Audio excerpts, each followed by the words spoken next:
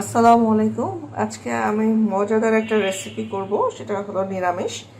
আপনারা দেখুন আমি কিভাবে কি করি। এখানে আমি নিয়েছি ফুলকপি, মিষ্টি কুমড়া, সিম, বেগুন, এটা হলো আপনার পেঁপে, এই দিয়ে এখানে পেঁয়াজ, রসুন, মরিচ তো থাকবেই।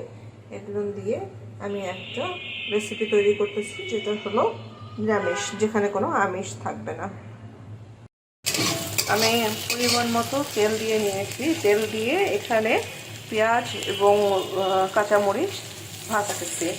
এটা আমার সরিষার তেলের জন্য এরকমভাবে একটু ফেনা উঠেছে। সরিষার তেল যদি আপনি দিয়ে রান্না করেন তাহলে দেখবেন যে এরকম একটু করে ফেনা উঠবে। এখানে এক চামচ আদার পেস্ট এবং 1 চামচ রসুন পেস্ট দিয়ে দিয়েছি। এখন এটা একটু ভুনিয়ে নিব। ভুনিয়ে নেওয়ার পরে আমি তরকারিগুলো এখানে দিয়ে দিব।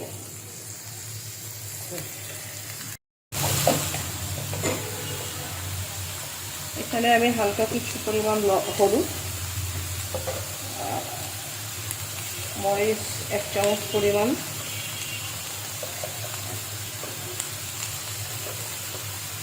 জিরা গুঁড়া, ধনিয়া গুঁড়া, লবণ দিয়ে দিলাম স্বাদ মতো। এখন এটাকে নেড়ে চেড়ে নিব। এই তরকারিটা সিদ্ধ হওয়ার জন্য আমি পরিমাণ মতো পানি দিয়ে দিলাম এখানে।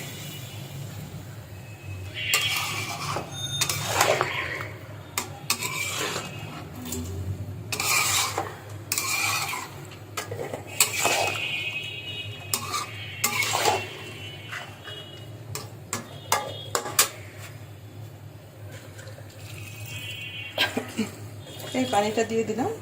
এখন এটা আমি ঢেকে দেব সিদ্ধ হওয়া পর্যন্ত। এখানে 1 টিস্পুন পরিমাণ পাঁচফোড়ন, এটা আমি নর্মালি এখানে তেলে নিচ্ছি। তেলে নিয়ে এটাকে আমি গুঁড়ো করে নেব। হালকা একটু তেলে নেব। তেলে নিয়ে ভেজে নিয়ে এটা একটু মানে গুঁড়ো করে নেব আর কি। এই টমেটোগুলো আমার নরম হয়ে গিয়েছে। আর যে পাঁচফোড়নটা আমি ভেজে নিয়েছিলাম সেটা ভাবে গুঁড়ো করে নিয়েছি। এখান থেকে আমি 1/2 টিস্পুন এখানে ছিটিয়ে দেব।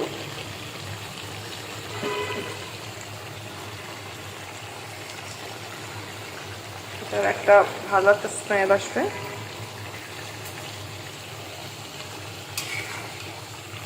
হয়ে গেল আমার মজাদার স্বাদের নিরামিষ। এই যে দেখুন, এটা এরকম একটু হালকা ঝোল থাকা অবস্থায় নামিয়ে ফেলবো। ঝোলটাও অনেক গাঢ় হয়ে গেছে। এখন এটা আমরা রুটি, ভাত, পরোটা যে কোনো কিছুর সাথেও খেতে পারবো। এই রেসিপি, আমার এরকম মজাদার রেসিপি যদি আপনারা খেতে চান তাহলে আমার পেজটি লাইক করবেন, ফলো করবেন, আমার খাদ্যবাবু ইউটিউব চ্যানেলটি সাবস্ক্রাইব করবেন, এবং তাহলে আপনি পেয়ে যাবেন আমার মজাদার রেসিপিগুলো আপনাদের হাতের মুঠোয়। আসসালামু আলাইকুম।